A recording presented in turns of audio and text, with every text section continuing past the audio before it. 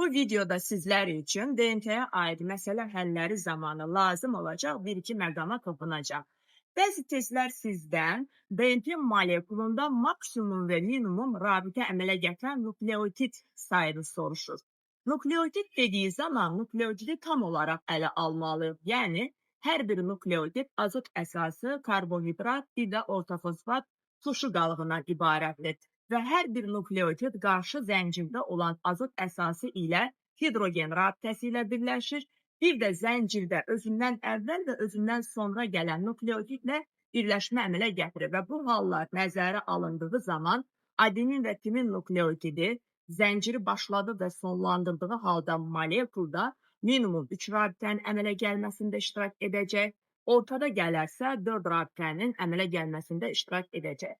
Guanin və sitozin nukleotidi də əgər zənciri başladı və sonlandıracaqsa, DNT molekulunda minimum 4, əgər zəncirin ortasında yerləşəcəksə, DNT molekulunda maksimum 5 rabitənin əmələ gəlməsində iştirak edəcək.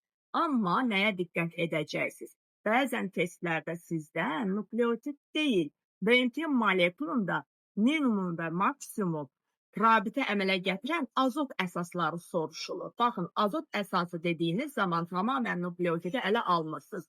Çünki hər bir nukleotidin azot əsası vardır və azot əsası qarşı zəncirdə olan azot əsası ilə hidrogen rabitəsi ilə birləşəcək, bir də özünün karbohidratı ilə birləşəcək.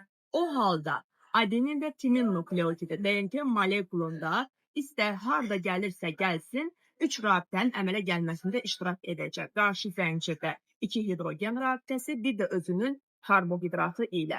Guanin və sitozin isə yenə harda gəlməsindən asılı olmayaraq 4 rabitənin əmələ gəlməsində iştirak edəcək.